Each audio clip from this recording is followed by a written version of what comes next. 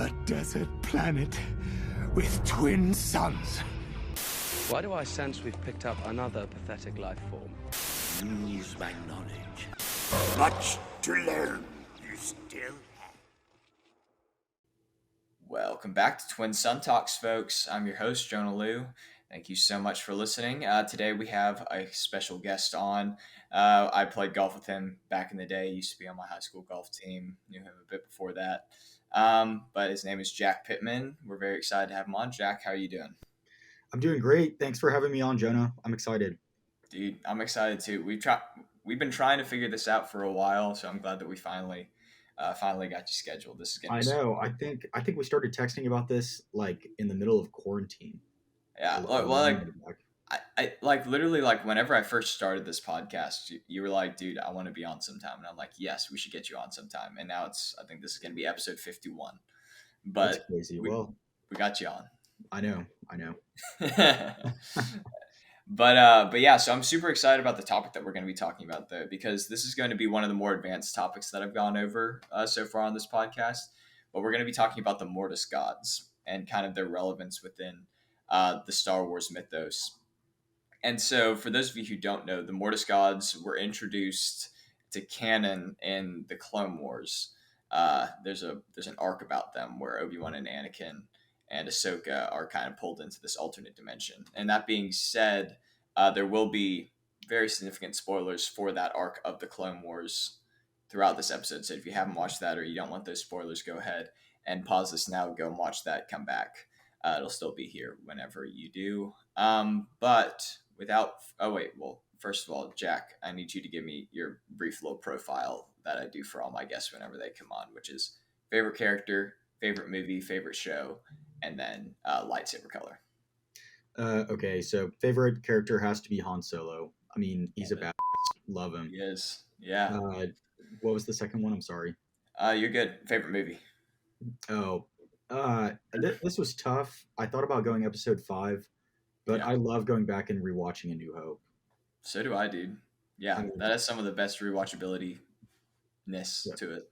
I agree. So that has to be my favorite movie. Favorite show is obviously The Clone Wars. If you choose anything different, I mean, I don't know what to tell you. I agree. Blue would be my favorite lightsaber color, just because blue is my favorite color. Yeah, dude, respect. And yeah, I mean, I've heard a lot of, I'd say that the second most popular answer is The Mandalorian over The Clone Wars for favorite show. Yeah, but I feel like that's kind of a casual answer. I would agree. Yeah. But awesome. Okay. And like I said, we're going to be talking a lot about the Clone Wars and a bit about Rebels today. So if you haven't watched those, make sure you catch up on that. Go back to the first few episodes of my podcast, wherever we talk about the best ways to watch the Clone Wars and stuff like that. And without further ado, let's dive into ARC Trooper training. Gentlemen, who wants to be an ARC Trooper? I do, sir! Alrighty, so like I said, today we're going to be talking about the Mortis gods and kind of the relevance that they hold within the Star Wars galaxy, because they're a pretty obscure entity, and I think they're also super, super interesting. So the when they're introduced is season 3 of the Clone Wars in episodes 15 through 17, and honestly, when I was super young whenever this came out, and it just went straight over my head the first time I watched it, like when it was airing on Saturdays. I don't know about you, Jack, but no, yeah, I watched all of this as it was airing. Yeah, same. But like as I've grown in both like mental maturity and Star Wars fan maturity, I've started like this is one of my favorite arcs now. Yeah, so at first I didn't understand the significance of it, but in my opinion, this is the most important piece of content in the entire Star Wars universe. Like, if any piece of content, this has the most impact on the entire universe, in my opinion. Dude, yeah. Well, I'd love to hear your thoughts. Like your it doesn't even need to be an elevator pitch, but like what you love about this arc, and just kind of give your overall thoughts or anything that you have. Well, overarching, I think this is kind of the first time that we see Anakin really turning to the dark side, where you really see that dark side from him in the Clone Wars, and season 3 is kind of the first time the Clone Wars as a whole starts to explore some dark themes, gets a little bit less kiddie, if that makes sense. Yeah. No, I completely agree. which is really what I love about the Clone Wars is you think, oh, it's just going to be this kind of like show for kids 12 and under, but I mean they explore some dark and interesting themes. But back to Mortis specifically, so Anakin gets drawn into this planet because the father thinks that he is the chosen one. Yeah. And one thing that is kind of interesting to me is they say in the episode, nobody has heard this distress signal for 3,000 years. Yeah. And so that kind of gets me thinking, 3,000 years ago, did this happen with another chosen one that they lured into this dimension? Yeah. It's kind of a thought. I mean, I don't know, maybe. Exactly. And obviously we know that these beings have been like present within Jedi lore and stuff like that because once again, like I said, we see them in Rebels again on the side of the Lothal Temple. So they have been like present in these, and Obi-Wan kind of talks about them like, oh, we've kind of heard about these kinds of beings before, but like they've just been legends. There's no reason to think that they're true, like they're actually real. And so that's actually a fantastic point that I didn't even think about. Like, oh, someone else responded to this before. What happened to them? Because that's like right, old exactly. stuff. Yeah. And obviously there would be no beacon unless they wanted you there. Exactly. So why do they want that Jedi there? Obviously, we'll never know. But no, or maybe we will. Who knows? Maybe, hopefully. Yeah. This is a tangent that I just came up with in my brain, but the original script for episode 9 by Colin Trevorrow, he had like the final fight between Rey and Kylo taking place on Mortis. I know. I read about that. Yeah. That I don't know how that would have played out. I don't know either. But I don't really get where he would have gone with that. But I mean, I almost consider the sequel trilogy fan fiction. I don't even expect those movies. I honestly really hate those movies. I do too. Yeah, but it's a little side tangent for me is I just don't get how they didn't have a plan for all 3 movies. They bounced between directors. They rewrote scripts before they even released the first movie. I would have expected them to have a perfect set plan for all 3, and they were jumbled for every single movie. It's absurd. Oh, I completely agree, dude. And I think that it's super frustrating, especially as a very established Star Wars fan. It feels very disrespectful to the franchise. I agree. But just it feels very money hungry and just like, oh, we're gonna make Star Wars movies for the sake of making Star Wars movies, not like. And we're gonna pander to casual fans. Exactly. Yeah. Or yeah. No. And I think that there's something to be said about like creating a new fan base. I think but I think you kind of got to do that while like retaining your original fan base, you know? Oh, yeah. You can't alienate your people that have been there since the beginning, you know, like for the sake of bringing new people in. Exactly. But with that said, I'm going to rope us back into Mortis. Yeah, let's get back into it. I think that a super interesting thing about this arc, and I don't know if you noticed this at all, but it kind of mirrors the movies almost in like pretty subtle ways. Like the beginning, the chosen one is found, and then an apprentice falls to the dark side, but is ultimately redeemed with Ahsoka. And then at the very end, we see Anakin himself fall to the dark side, and then he's redeemed. And then I've never thought about it that way. Then he ultimately vanquishes the dark side after that, and restores balance to Mortis. But do you think that was intentional? I'm sure it was. I mean, George, and that's one thing. I watched an interview about Dave Filoni kind of talking about this, and it's like one of the reasons that he brought it into Rebels is because George Lucas was like, he was like directly involved in developing these characters during the Clone Wars. And so he's like, okay, I feel comfortable bringing this in because George was involved in creating them. But I'm sure they're always thinking of stuff like that. And I'm sure that they were like, okay, let's sprinkle in a little bit of, because like George Lucas is like always says that Star Wars is like poetry, it rhymes. So I'm sure that they knew what they were doing. Yeah, that's crazy. I never realized that. Yeah.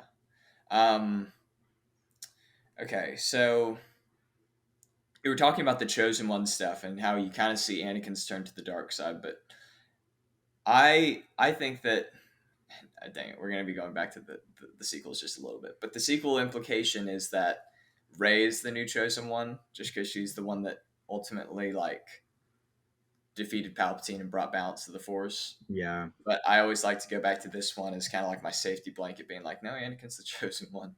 Anakin is the Um, chosen one. yeah, yeah, but uh, but yeah, anything else that you find rather significant or interesting about this? Uh, I guess let me think episode by episode. So I brought up the point from the first episode where they were called in for the distress signal for the first time in 3,000 years. Oh, and then they each have their visions, right?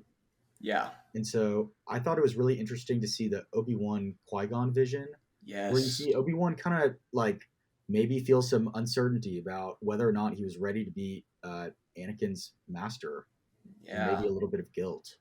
Mm-hmm. And Yeah. then 100%. you see Ahsoka talking to her future self, and I guess you have to think that the son was controlling Ahsoka's vision as well as Anakin's, because Yes. now you see Ahsoka's future self planting seeds of doubt about Anakin within Yeah. Ahsoka. Yeah.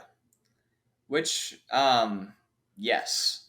And I think we know for a fact that the son was controlling Anakin's, because I'm pretty sure he like transforms in front of him, Yes, right? that one for sure. Ahsoka, I don't think we're positive, right? No, I'm not entirely sure, but the cool thing about Ahsoka's is that like it directly like um I mean, it foreshadows like you'll never see your future if you remain his student. I mean, the entire reason that she was almost executed for like treason against the Republic was because she was a Jedi, because she was with Anakin. Like he's like, I mean, and that might be a little bit of a reach, but I think that might be more what it was talking about, less like seeds of doubt and more just like an actual warning. Like, Yeah, I but I, I can see that. but I think it could work either way. I mean, and we see that up until um, season 7 of the Clone Wars, where it's like Mhm. where Maul is saying like, "Hey, Skywalker's like gonna destroy the galaxy essentially," and Ahsoka still doesn't accept that. She's like, "No, like your vision is flawed." That's Um, the second craziest arc of the Clone Wars. I completely agree. I think that might be my favorite arc, like as a whole, just Yeah, for which is kind of basic, but like it's hard to it's so top. good though. It's so good. I'll have Yeah. to come on another time to talk about that. Most definitely, dude. I don't have. That's the issue. Is that other than my brother Jeb, I don't really have anyone that's watched the Clone Wars, and one of my It's roommates, sad. John. But it's like everyone. Like I'm just like, guys, y'all will love this. I promise. And they just it's just like too much of a commitment, which is why I made Yeah, my roadmap through the Clone Wars, where it's like it hits the most important episodes, um, including Mortis. But yeah, no, and I think that that's something to be said. It's like it's almost like trying to like disillusion Ahsoka out of her like kind of blind loyalty to Anakin, being like, "Hey, this guy's kind of dangerous. Maybe you should watch your back around him." I think that might have almost been what it was. It's like you've seen him and how he operates sometimes. That could be a red flag. so if we're thinking that it's a legitimate warning, maybe it Yeah, isn't the son, maybe it's the father, or maybe it's just a force vision not I, influenced by anyone.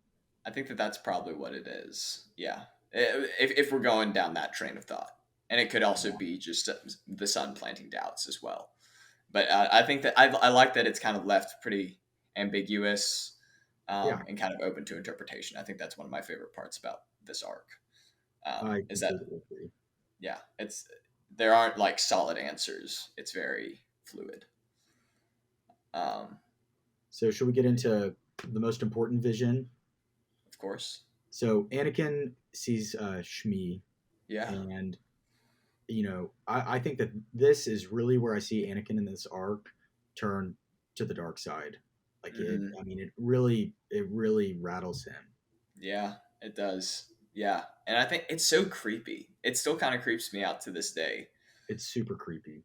Yeah, I think that the mood is set super well with like the storm outside and everything, and it's there's something super super unsettling about it. And little side note again, Shmi is played by her actual like whoever played Shmi, and I don't remember her name in the movies, but the same actress voices her in this arc. Same thing with Liam Neeson returning as Qui Gon, Oh, which I really? think which I think just adds a whole new layer of authenticity to it. Yeah, Uh, that's a good little tidbit. I didn't know that. yeah, but uh, but no, I love that vision just because. Yeah, it's and I've never been able to tell what the son as Shmi says to him at the very end about Padme. What does he say again? What's the quote? I don't know. It's like he's talking about Padme and essentially saying like it's not your. I don't remember if I'm being completely honest because I I don't know don't what he remember either. says, but it's Um, something negative about Padme. well, okay, I'm trying to think back. I know. It doesn't Anakin like admit something to Shmi, or he's like He says, apologizing. He's like I couldn't save you, yeah, and then and he then we also see. like he also says that I killed so many to avenge you, which was Oh, like that's not what he Jedi way. admits, And right? then he also Talking about the admits, Tusken Raiders. yeah, then he also admits to having a wife, like right off the bat. He's like, I've had a wife. I have a wife. You've met her. And then I think that the son says something like, "She is not your destiny." And then Anakin says, "But I love her." And then his voice starts to get kind of weird, and I can't really tell what he says. But I think that the son actually says like something along the lines of like, "I'm your fate" or something like that. Yeah, that's super interesting. Well, we might have to go Yeah. back and see exactly what he says. But No, 100%. Yeah. so again, with Anakin in this vision talking about his mom saying, I couldn't save you. Hmm. I mean, it's just feeding into his obsession about, which is going to lead to him turning to try to save Padme. Yeah, 100%. And that's one thing that I've kind of talked about in the past that I think is super sad and really admirable about Anakin is that eventually he becomes power hungry, but he always starts out his quest for power because of people that he cares about. Like they're Right, very pure reasons. And like even in this arc, whenever we see him turn to the dark side and join the sun in the last episode, it's because he's trying to prevent himself from hurting people in the future. right, Like, because he sees the vision. And may I just say, that vision is one of my favorite parts of the entire show. Whenever the sun shows him the future and we just see glimpses oh, from I know, you his you turn to hear the you dark hear side. like, you were my brother, Anakin, Yeah. and the Yeah. Vader breathing. That's such a At good the scene. very end, it just like the little Vader silhouette just kind of comes into focus for a little bit and then goes back away with the little Imperial March in the background. Yeah, that's an awesome scene. It's so amazing and so well done.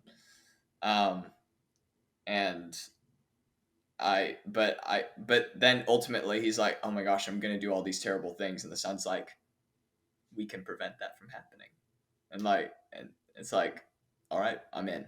If I don't hurt these people, at least not in that way, I'm in.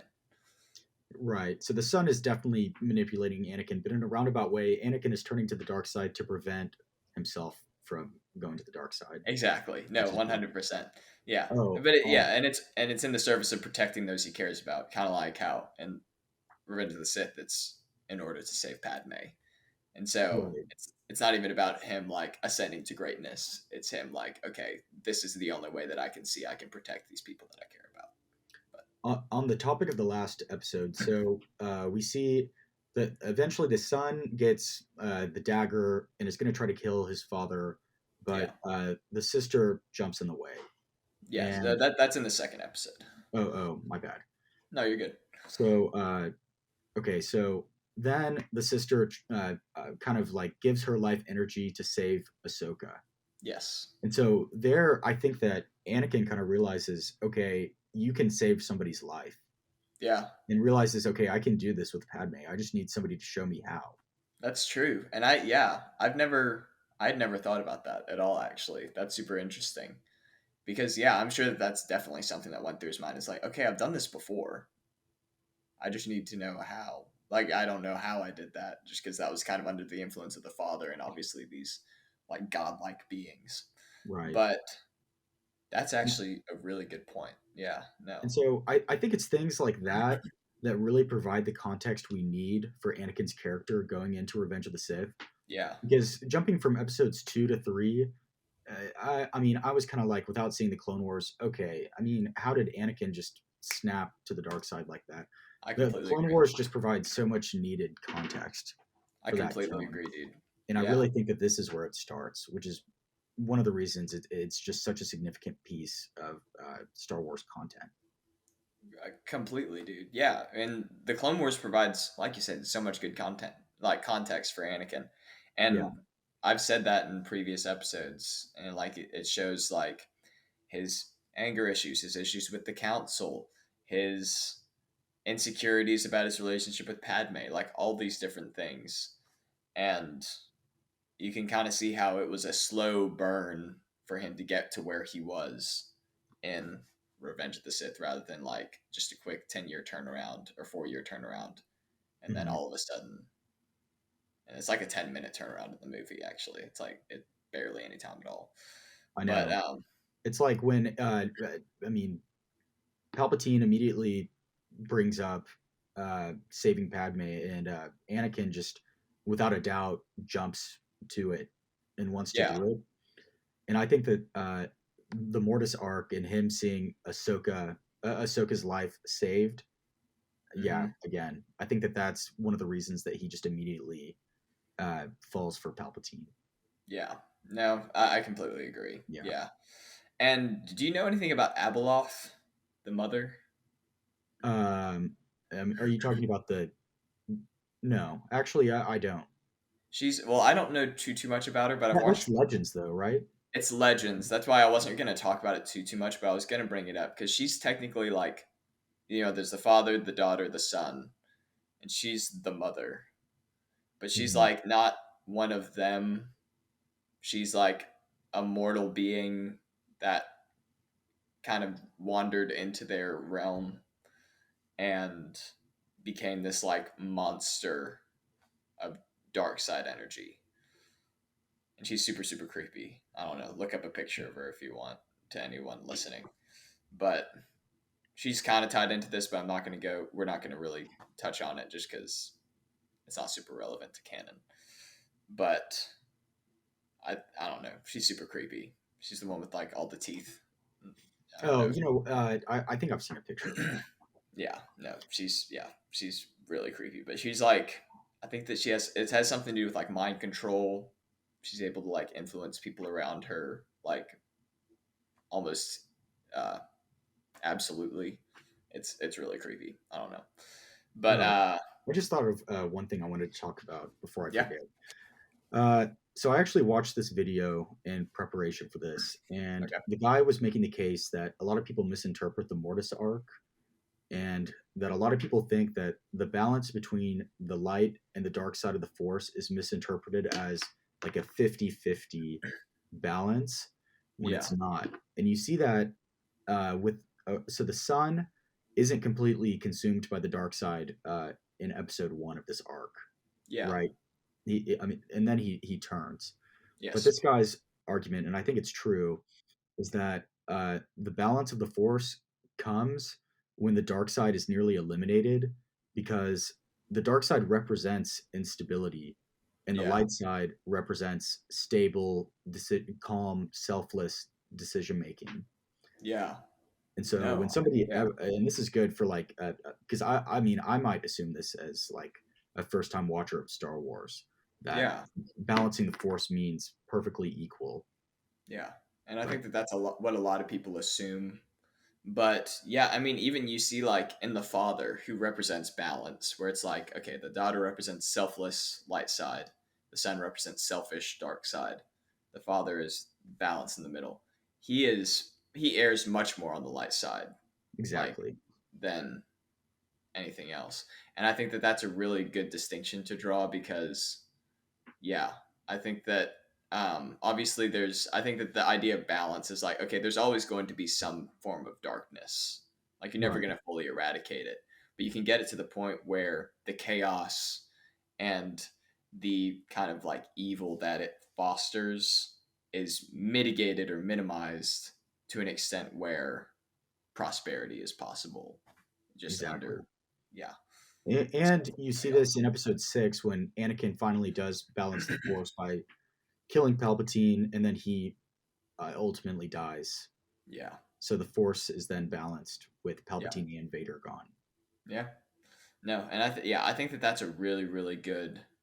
Yeah, I think because I see a lot of people poking fun at that, where it's like, oh, Anakin did bring balance to the Force, because at the end of the day, there were just 2 Jedi and 2 Sith. It's like, No. not really. But yeah, but I think that it also boils down to, I mean, I think that Sith pound for pound are quite a bit more powerful than Jedi, Definitely. at least one on one, just because they have a more vast power reserve and they also have less defined morals. So they don't have as much holding them back. But no, I think that that's a really, really good distinction to draw. I also like that we see Force lightning in this arc. That's or just kind of that, but that's the only time that we've seen it, other than in Star Wars Visions, which isn't canon. But okay, I have a little tangent. I like Star Wars Visions. I actually watched all of them like last week. Oh, and awesome. I was entertained by all of them. I It took thought me a long time to dive in. Yeah, I thought that they were really good. I watched them like within the first week that they came out, and I have a full few episodes. Like I have 2 episodes that review it. One is non-spoiler, and one is my first episode of The Ability to Speak Does Not Make You Intelligent. I think that's back in episode 44. So if y'all are interested in that, go ahead and check that out.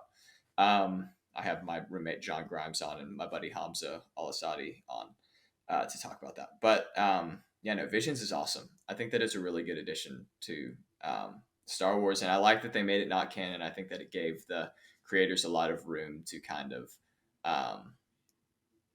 do whatever they wanted without it's just fun. Of canon. Yeah, but I think that there are also a lot of great stories that I would love to see more about, like The Elder, The Ninth Jedi. I think both of those are absolutely spectacular. But yeah, do you got anything else to say about that? No, let's jump back into Mortis. Okay, so I want to start talking a little more, unless you got anything else about like the Clone Wars stuff. I kind of want to talk about post Mortis and the Clone Wars stuff. No, I don't think I have. I don't think I have anything else. Okay, so the first thing I want to talk about is Morai, which is you know what? One more point. Okay. I also think on the subject of balancing the Force, when all 3 of the Force wielders die, that balances the Force. Exactly. Yeah, where it's just the Force. It's no one manipulating it, no one interpreting it for their own reasons. It's just the Force. Exactly. Yeah. Okay. No, that's all I have. No worries. That's a great point. So the daughter versus Morai. So Morai is the bird that follows Ahsoka in Rebels. And we also see it a bit in at the very end of the Clone Wars. But this, I don't remember what the kind of bird is, but it's like it's supposed to represent the daughter allegedly, because it's like the same color scheme and everything, and it just kind of follows Ahsoka around wherever she goes. And it's also seen in the World Between Worlds. Whenever Ezra goes in there, like she's perched on top of a couple of the doorways. I just think that's a cool little tie-in. It's super cool, and important. But I always thought that the daughter is literally controlling this bird. Like the daughter's soul is inside of the bird. Yeah, I think that that's probably what it is. Yeah, it's like almost like a reincarnation of sorts. Right. Yeah. Okay, so we see Morai in the World Between Worlds, and she guides Ezra to save Ahsoka. Yeah. So again, she's always watching over Ahsoka, and so Ezra is able to save Ahsoka's life when she's fighting Darth Vader. Yeah. Right. Yeah. Exactly. And so that's super important. Yeah, for a little bit of context, if y'all don't remember or haven't watched, the World Between Worlds it comes into play at the very end of Star Wars Rebels, and it's the little like pocket dimension that Ezra is able to travel into in the wreckage of the Jedi Temple on Lothal, and he does so by like accessing this old. It's not a tapestry; it's more like a mural And who's on the of mural? the son, the father, and the daughter, which is why we're talking about it right now because it has some relevance to Mortis because essentially they're the gatekeepers of this little world between worlds, which is not a time traveling type thing per se, but it's the way that Dave Filoni explained it was like it's where everything intersects and comes together. So it's not exactly like a time travel type thing, but it's just different doorways to different times where you can kind of like see and gain knowledge. It's almost like time doesn't exist. Yeah, exactly. And Oh, it's and super. Oh, sorry, go ahead.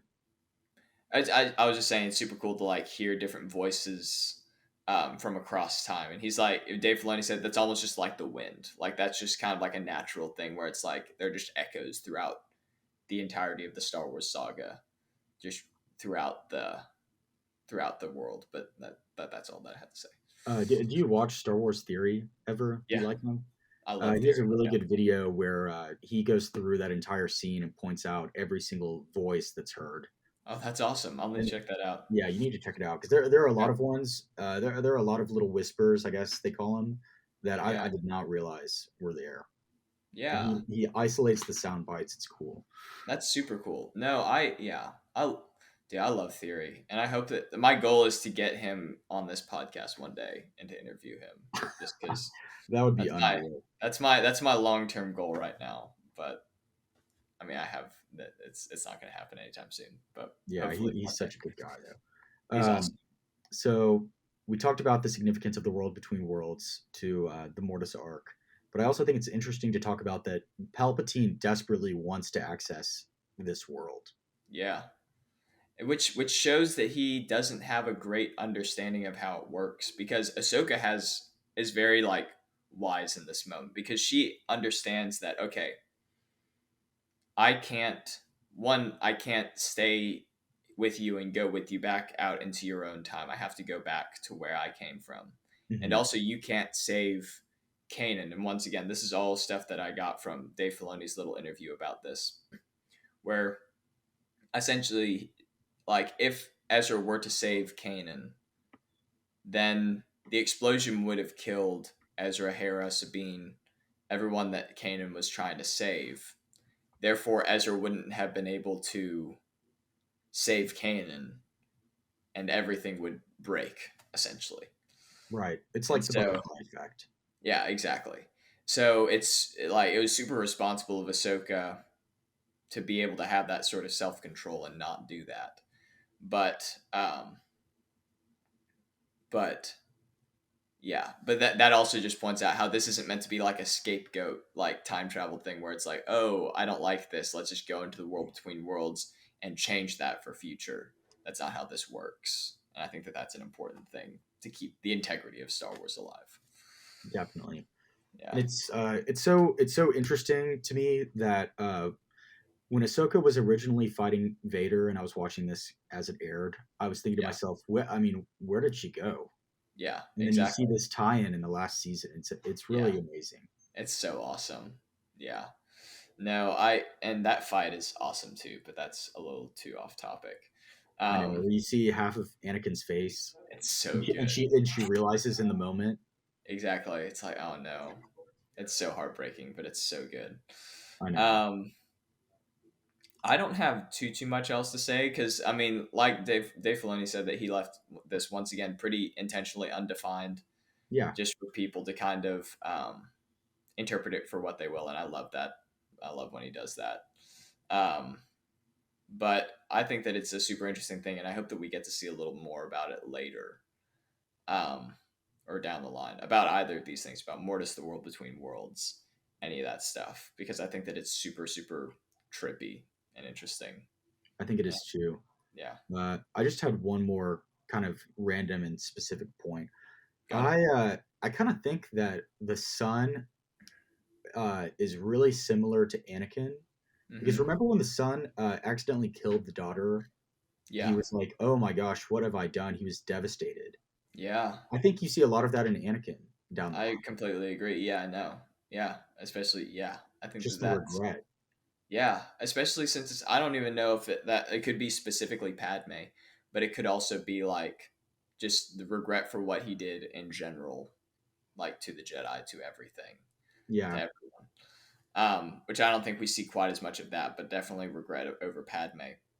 definitely. And yeah, and he even goes back to the daughter's grave and like mourns over her and like gives her the mother blade and essentially says like you're the only person that I ever loved.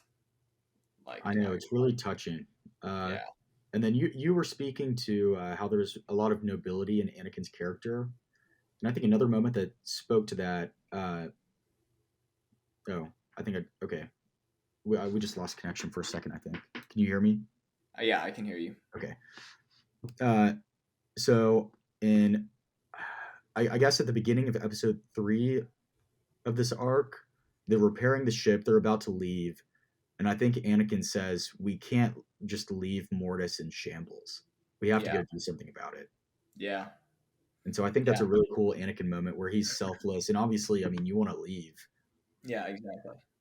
but which brings me to, let's say that they had left and the son was just in control. I wonder what the implications of that would have been. I wonder too. That's something that I was thinking about because I watched the last. I didn't watch the very first episode of this arc because I watched that one the most, but I watched the last two last night, and I was actually thinking about that. It's like, what if they had left? And like, I'm sure that the son would have found a way to escape eventually.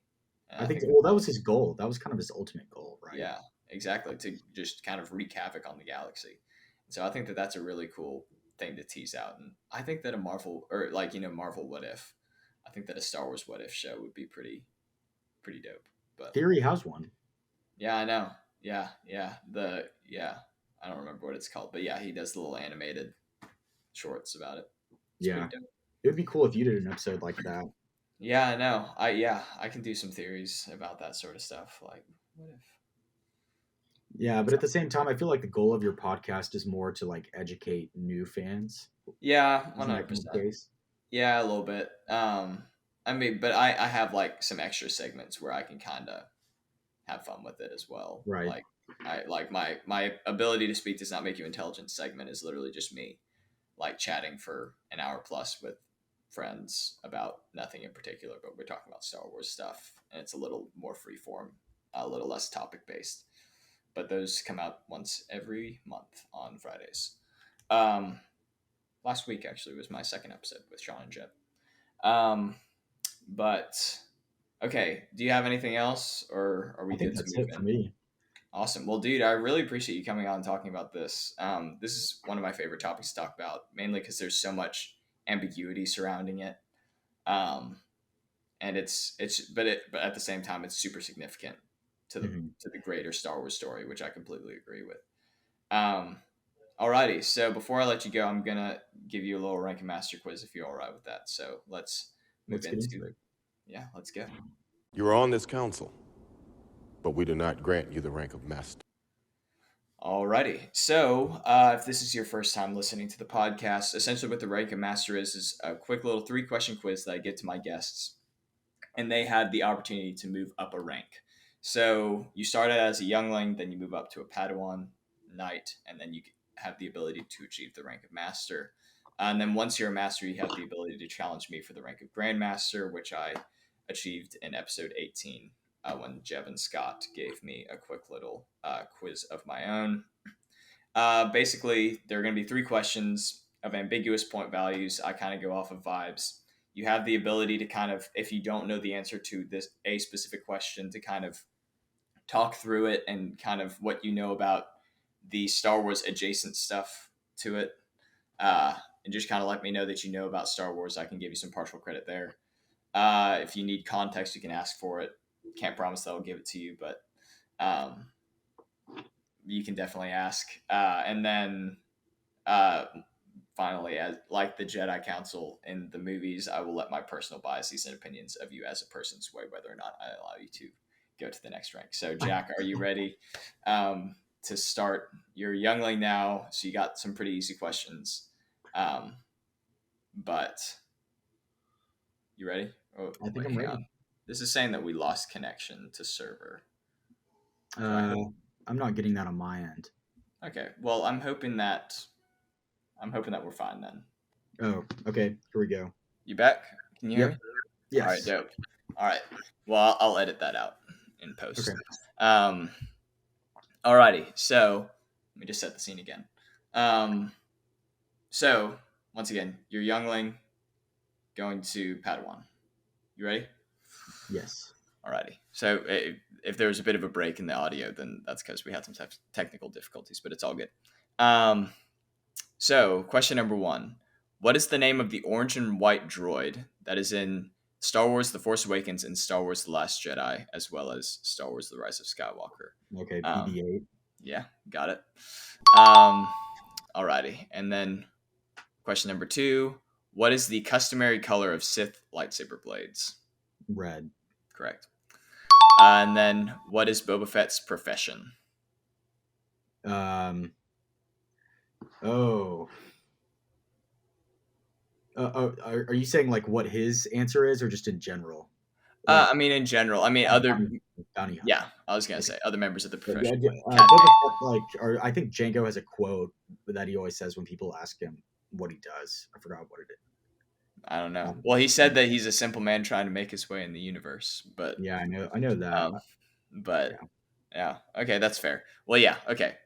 I told you they were. I was reading into the question too much. And that's what a lot of people do. It's all good. Just because, especially with youngling, these first few questions are super, super easy. And so people are like, they're expecting me to try to trip them up, but no need. Okay. Well, congratulations. You went 3 for 3. That's a pretty solid score. And I think that you have the ability to move on to the rank of Padawan. Congratulations. And so, yeah, next time you come on, you'll have the ability to go up to Knight. And then you just got one more until Master. But with that being said, that's about all that I have for this episode. Do you have anything else? No, I can't think of anything else. Okay. Thank you so much for having me on, though. I really had a good time.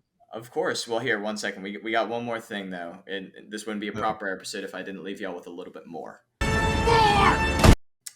Alrighty. This week's more is that the actor for the son, we're staying on topic or on theme for the Mortis gods. The actor that played the son is named Sam Witwer, who also voices Darth Maul in the Clone Wars, along with an iconic Legends character named Galen Merrick, aka Starkiller. And he also voiced the Emperor in the Starkiller games. So yeah, no, Sam Witwer's a beast, and I think that he's really cool, and I hope that he does more with Maul in the future. I didn't know he voiced all those characters. I mean, that is one of my favorite games ever. Yeah, it's awesome. And I don't know too much about it just because I don't play video games too much. But no, Witwer's an amazing voice actor, and I think that he does an amazing job with every single one of those characters, at least from what I've seen. But alrighty, now we're done. Any final thoughts, Jack? No final thoughts I can think of involving Star Wars. Just thanks for having me on. We'll have to do it again. Of course, most definitely. I appreciate you being so eager to come on. It was super fun. I'm glad that we finally got this scheduled. And yeah. Alrighty. So yeah, y'all have taken your first steps into a larger world. May the force be with you, and I will see y'all in the next episode. Bye, friends.